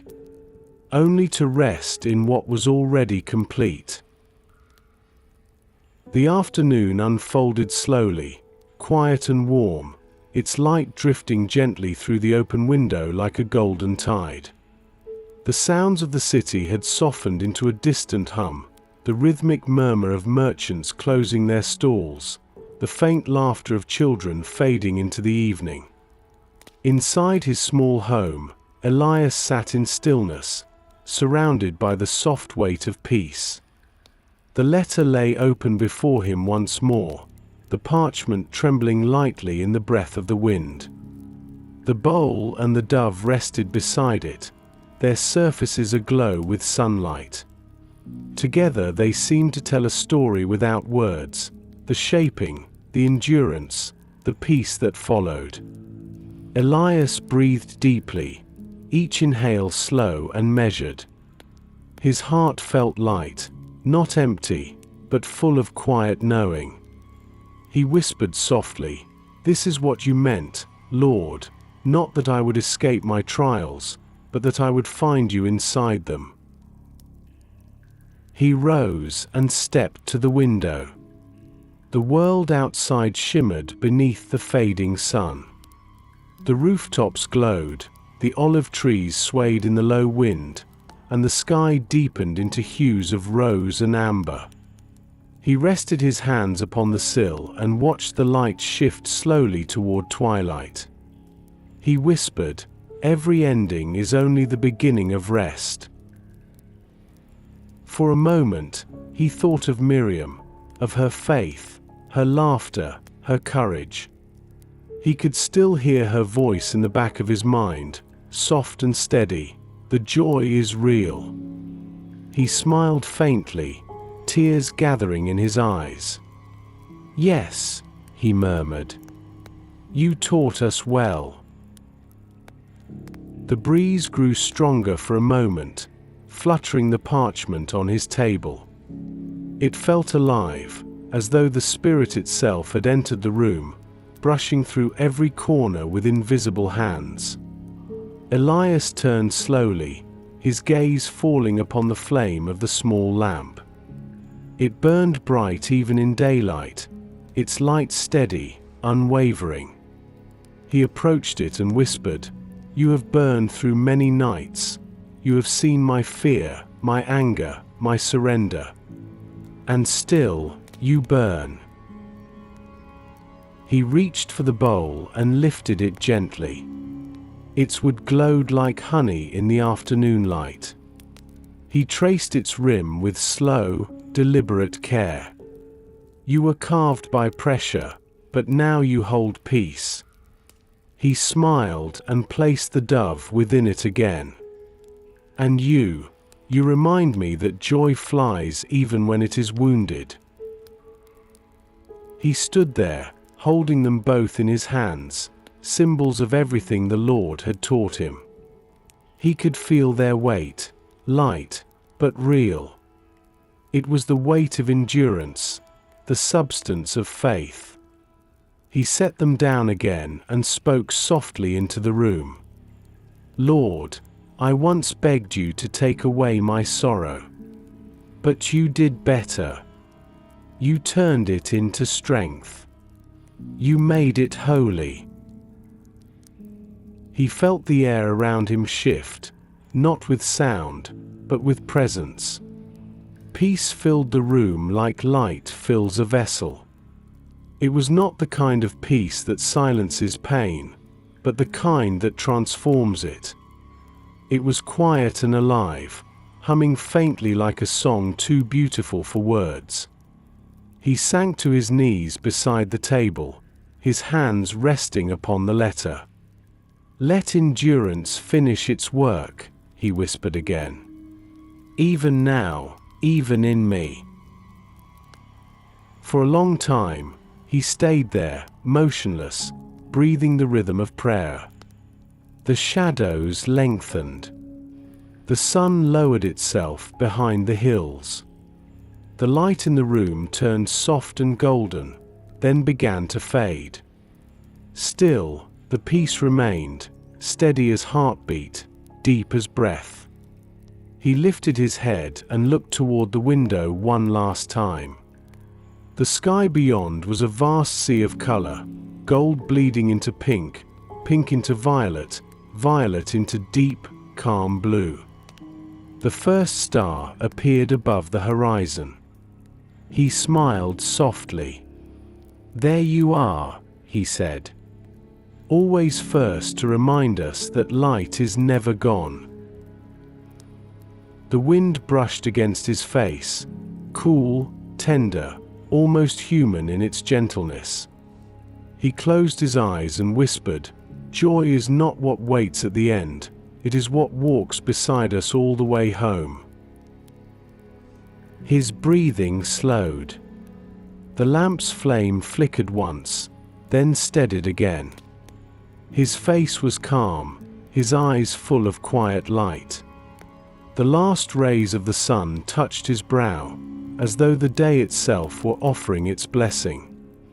The city beyond the window sank slowly into night. The streets glowed faintly under the moon. Somewhere far away, a voice began to sing, soft, pure, unwavering. The same hymn that Miriam had sung in her cell. It carried through the air like a promise fulfilled. Elias listened. The sound filled the room, gentle, holy, eternal. He smiled through tears and whispered, "Yes, the joy is real." He reached out once more to touch the letter, his fingers brushing the edge of the parchment. Then he rested his hand over his heart and breathed deeply. The peace that surpassed all understanding settled within him, not as feeling, but as truth. Outside, the stars multiplied. Inside, the flame burned bright. And in that quiet meeting of heaven and earth, Elias finally understood. Joy was not the answer. It was the presence itself. The night deepened over Jerusalem, soft and endless, a sea of stars stretching above the quiet rooftops. The city lay still beneath their light, breathing slowly, wrapped in peace. Inside the small home near the edge of the market, the lamp still burned, a single, steady flame glowing upon the table beside the letter, the bowl, and the wooden dove. The air shimmered faintly in its warmth, as if the room itself were remembering. Elias sat quietly in his chair, his eyes half closed, his hands resting upon his knees. His breathing was calm, slow, each exhale lighter than the one before. The faint light traced his face in gold. Every line, every mark of sorrow, of laughter, of endurance, glowed as though carved by the hand of God. He gazed toward the window where the night wind stirred the curtain. The stars outside seemed brighter now, countless, calm, eternal. He whispered softly, "The same hand that shaped them, shaped me." The words drifted into the silence and lingered there, unhurried. He reached toward the table, touching the edge of the parchment. His voice was barely more than breath. "Your word has finished its work." The letter rustled faintly beneath his fingers.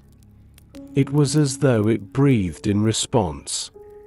Elias smiled. "I used to fear the fire," he said softly. "But now I see, it was never meant to destroy, only to purify." He lifted his gaze again toward the window. The moon hung full above the hills, silver and still.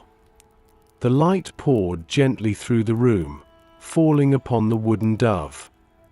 Its curved wings gleamed in the glow, as though ready to take flight. Elias whispered, "You have flown within me already." He felt no fear, no longing, no regret. Only the quiet sense that everything had come to rest. The letter's lesson, Miriam's song, his own long journey through the shadow and light. All had come together like pieces of one divine pattern, perfectly complete. He thought again of James's words, "Let endurance finish its work, so that you may be mature and complete, lacking nothing." The phrase echoed softly in his mind, not as command now, but as benediction. "Complete," he murmured. "Lacking nothing." His eyes moved to the bowl on the table, empty still, yet radiant in the lamplight. He reached out and traced its rim. "You were made to hold what cannot be seen," he whispered. "So was I." The air grew still. Even the sounds of the city seemed to fade, as though all creation were pausing with him. He closed his eyes and spoke one final prayer. "Lord, you have walked with me through every trial.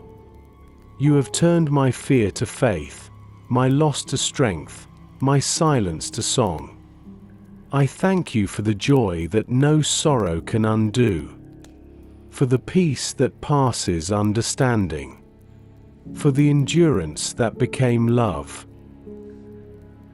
A single tear slipped down his cheek. He did not wipe it away. It shimmered in the lamplight, then fell quietly onto the table beside the parchment, a final seal upon a life of faith. He drew one more deep breath, long, peaceful, complete. The flame before him wavered slightly, then steadied, as if holding vigil. The wind moved softly through the window again, brushing across his face. He smiled faintly and whispered, "The joy is real, and it leads home." The moonlight spread fully across the room.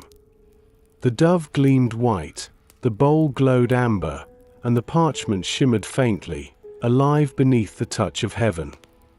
The lamp flickered once more, then grew still. Outside, the olive trees swayed in the gentle breeze. A dove passed through the air above the rooftops, wings wide, gliding effortlessly toward the stars. The faint sound of its flight was like a sigh, like a blessing carried on the wind. Inside, the peace that had grown within Elias filled the room completely. The air felt weightless, holy. Time seemed to pause. Only the flame remained, steady, golden, eternal. It was as if heaven leaned close to earth and whispered, "Well done." And in that moment, the night itself seemed to rest. The world turned softly beneath the stars. The word remained upon the table, unending, unbroken, alive. And though Elias no longer breathed, his peace filled the air like music, gentle, unending, true. The joy was real. The endurance was complete. And the work was finished. The dawn rose quietly over Jerusalem, soft and golden, as though heaven itself exhaled light upon the city. The rooftops shimmered beneath the sun's first warmth. The olive trees swayed gently in the morning wind, and the air carried the fragrance of new bread, wet earth, and peace. In the small home near the edge of the market, the light drifted through the open window and fell upon a scene of stillness. The lamp had burned low through the night, only a wisp of smoke rising from its wick. The letter lay open upon the table, its edges curled by time and flame. The bowl and the wooden dove rested beside it, their surfaces aglow beneath the morning sun. Together, they told the whole story: the trial, the endurance, the peace, the joy. Elias sat in his chair beside the window, his head bowed slightly, his hands resting upon his knees. The faintest smile lingered on his lips. The peace that had filled his heart in life still filled the room now, deep, weightless, holy. The door opened slowly. Judah stepped inside, the light behind him bright and warm. He had come to bring bread, as he often did, but when he entered, he paused. The silence was not the silence of absence. It was something fuller, something alive. The air seemed to shimmer, as though the very presence of God lingered there. Judah approached the table. He saw the letter first, its words illuminated by sunlight, Let endurance finish its work, so that you may be mature and complete, lacking nothing. His breath caught in his throat. He looked to Elias, saw the calm upon his face, and understood. Tears filled his eyes, but he did not weep from sorrow. He whispered softly, "You have finished the race, brother." He reached out and touched the wooden dove. It was warm beneath his fingers, as though it still held the memory of light. He lifted it gently and placed it upon the parchment, whispering, "Your peace remains." Miriam's words came back to him then, "The joy is real. It does not end where sorrow begins." He smiled faintly and said, "Nor does it end here." He sat in silence for a long while, letting the light fill the room. Through the open window, he could hear the faint cooing of doves upon the roof, the sound soft and unbroken. The wind moved gently through the house, stirring the edges of the parchment. The words upon it shimmered, alive as ever, as though the Spirit himself was still speaking through them. Judah bowed his head and prayed, "Lord, thank you for this man who taught us to see you in our pain, who showed us that joy can live even in sorrow. Let his peace remain in this house, and let his faith echo through us all." When he rose, he turned toward the window. The sun had climbed higher now, spilling gold across the rooftops. A dove flew past, white against the morning sky, its wings flashing with light. Judah watched it until it disappeared beyond the walls, his heart swelling with both grief and gratitude. He whispered, "Go in peace, Elias. The joy you found will not fade." Then he looked once more at the table, at the bowl, the dove, the letter. They were no longer just objects. They were a testimony. A quiet sermon left behind for those who would come after. He whispered softly, "We will tell your story. Not of your suffering, but of your peace." He closed the door gently behind him as he left. The room remained bathed in light. Dust floated in the air like golden snow. Outside, the city stirred to life again, unaware that, in one small corner of it, heaven and earth had met in perfect stillness. The letter remained open upon the table. The sunlight touched the final line again and again, as though tracing it upon the air. Let endurance finish its work, so that you may be complete, lacking nothing. The flame had gone out, but its warmth lingered. The wind whispered through the open window, soft, rhythmic, eternal. It carried the faint echo of a voice once heard in the night. "The joy is real." And so it was. It always would be. The peace of God, quiet, constant, unbroken, filled the room like breath. It rested upon the table, upon the letter, upon the bowl, upon the dove. It lingered in the air like the afterglow of a prayer. And in that stillness, in that light, the story of joy and endurance found its perfect rest.